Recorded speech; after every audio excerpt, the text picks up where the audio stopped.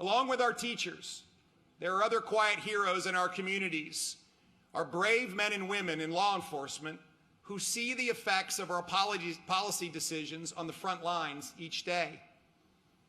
Because of soft on crime policies from previous administrations, the record murder rate of 2020 persists across the Commonwealth.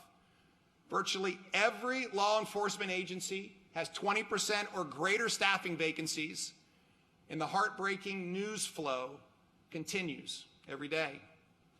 The extensive work of our Violent Crime Task Force, working with city leaders in some of our toughest cities, heard clearly. We need more police on the street, more prosecutors to put criminals behind bars, tougher penalties for those who commit crimes with guns, and more support for witnesses and community prevention.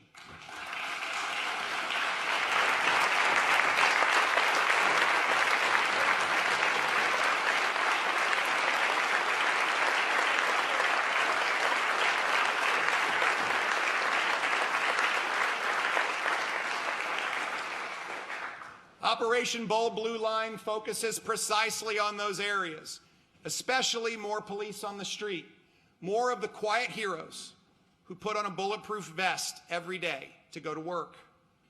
We must recruit 2,000 more badges by focusing on high school programs, college programs, retiring military personnel, and attracting law enforcement officers from out of state. We've created and are supporting an expedited Option 5 out-of-state lateral program so great law enforcement officers can bring their skills and love of service to the Commonwealth. And I'm pleased today to welcome Marine veteran and Officer Juan Hernandez. Officer Hernandez, would you please stand?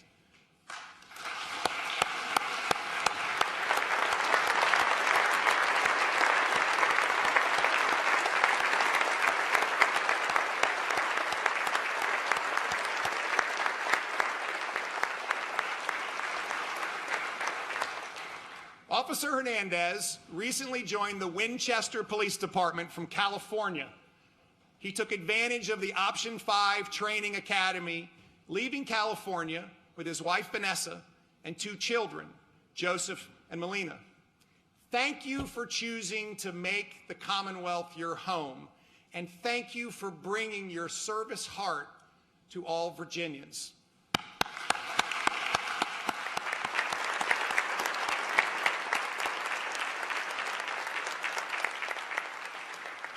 I want to extend my thanks to all of the law enforcement heroes, troopers, sheriff deputies, police officers, every person behind a badge that keeps our families safe with great skill and courage. You are also on the front lines of the challenges facing our behavioral health system and our ongoing fight against fentanyl. Virginia, like the country, is experiencing a behavioral health crisis.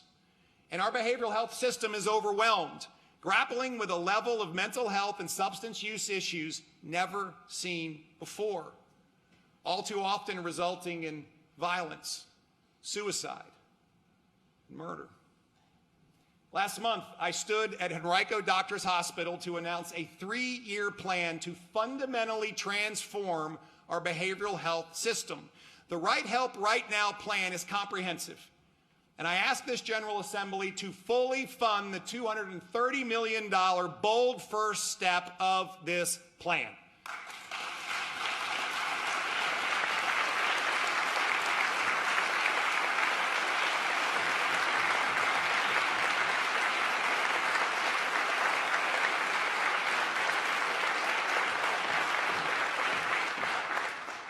This funding rapidly accelerates the transformation towards a strong and stable behavioral health safety net. It's part of a bold approach that will substantially expand system capacity, same-day care, relieving the burden on law enforcement, greater pre-crisis service capacity in schools, a focus on substance use disorder, a stronger behavioral health workforce, and service innovations. The plan includes $20 million to fully fund the necessary number of mobile crisis units across the Commonwealth so we can ensure that every Virginian gets the right help when they need it. We're also asking for $58 million to increase the number of crisis-receiving centers. This includes fully funding the number of necessary centers in Southwest Virginia and Hampton Roads, regions that have been too often left behind, and $20 million to contract with hospitals to increase psychiatric emergency services.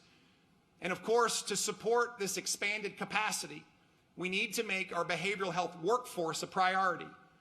We are investing in ways that we can recruit, train, license, and retain behavioral health professionals like psychiatrists, psychiatric nurse practitioners, and the valued care and support professionals who work alongside them every day. On top of this, a key part of the Right Help Right Now plan is ensuring targeted support for Virginia's suffering with a substance use disorder. The painful truth is each of us in this room has a personal story or a moment in our lives where we are faced with a behavioral health challenge or crisis with a family member, a loved one, friend, a neighbor. And that's certainly true for Suzanne and me. Suzanne and I have been blessed in many ways and blessed with many friends. Two of them are with us today, Tom and Delane Mazik. The Mazicks are a beautiful family. Three strong boys, three strong, capable boys raised by loving parents. In September 2020, Tom and Delane's doorbell rang. Three Fairfax County police officers were there to share unthinkable news.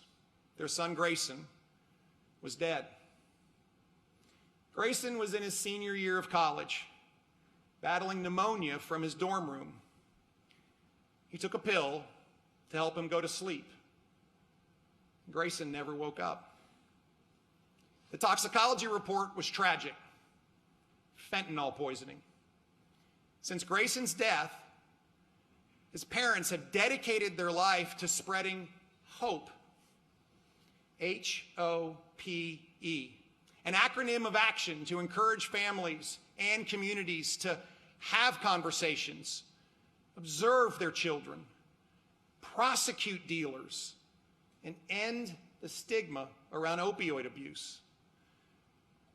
I pray no one in this room ever feels the pain and grief that I've seen the Mazik family endure.